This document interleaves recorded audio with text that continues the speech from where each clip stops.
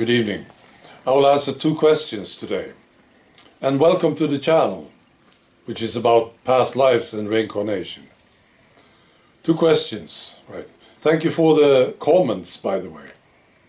Great comments, clever, great stories. Thank you so much. Right, the first question is this. Do some spirits describe to you what it's like in their afterlife realm? Yes. My best example, no doubt, is my mother. We talk quite often, my mother and I. She passed away, I believe it's 4 years ago. And the first thing I asked her was, how are you, mother? What are you doing? Very curious, of course. The first thing she showed me was her older sister, which made me very pleased, because I know this older sister is a great lady. And they were very tight when they were both alive. And she showed it to me in a very bright light, very relaxed and great affection. She also showed me her mother and her father. So my mother, she's having a great time. She also showed me a train station, but I believe this was symbolic. It wasn't a real train station. It was a picture, it was an image. Right? It was very clear, very pretty, with the rails and the station and the little house there. Right?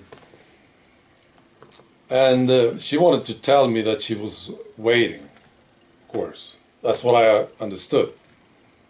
And she is. She's waiting to move on. I think she's waiting for my father, who's still alive, right?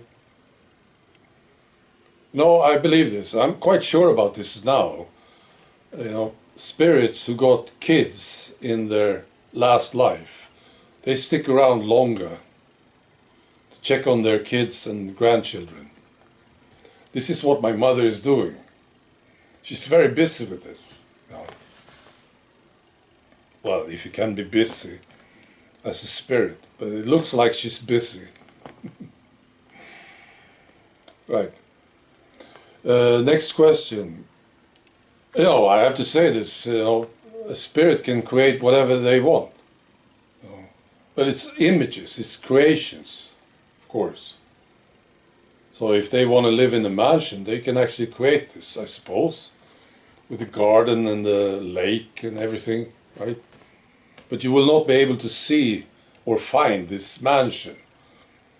But they can create whatever they want. All right.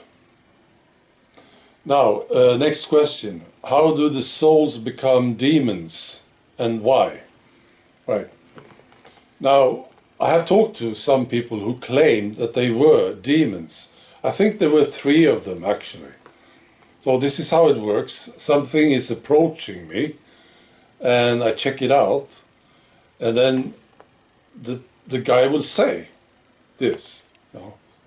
This is my identity. I'm a demon. Aren't you afraid? I'm a terrible demon. They are never a problem to me. No problem. They have no power. See? They can only use others. And they will sort of get some power, but it's not their own. Because they are not themselves. You see? And I'm coming to this. Well, this is what I believe, right? One of them told me this story, right? He said he did some very, very bad things for a long, long time. Terrible things, right? And then he did something very, very bad. And he was almost caught. So this would get him executed, absolutely. He did a lot of this stuff, right? But he was almost caught, that's the thing, right? He wasn't caught. He went into hiding, and his life became totally miserable. He saw danger everywhere. He became extremely paranoid. He didn't trust anybody. Very uncomfortable for him. So that's the start of it. This is what I believe. You have to do some very, very bad things for a long time. Do some terrible things, right? Really bad. I'm not saying that you will become a demon because you do bad things. No, no, absolutely not. But I think this is the start of it. Right.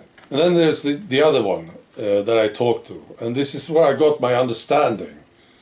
And this is what I see, right? So this guy was in a similar situation. And he thought, I need to be like Frank in order to deal with this. I don't remember the name, but let's say he said, Frank, I want to be like Frank. I should be like Frank. Frank is a bad guy. He would be handling this very well. You know? So he said, I have to be like Frank. And that's what he did. He became like Frank. You know? And of course he didn't become Frank, but he became the image of Frank. See? His image of Frank.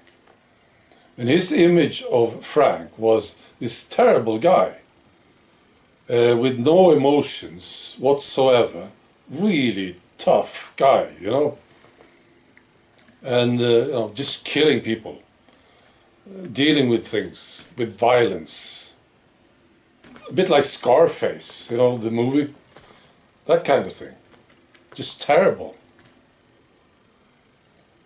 So this guy said, I need to be like Frank, and he became the image of Frank. Now Frank, of course, was different. He may have been, you know, maybe he had a heart even, you know, had some sympathy for some things. But the image of Frank was this totally evil guy with no emotions, see? And that's what this guy became.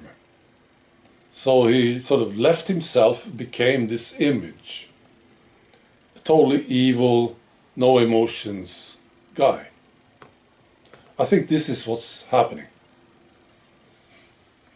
Right. You know, I don't believe that spirits are evil originally, but they become evil by becoming images of evil.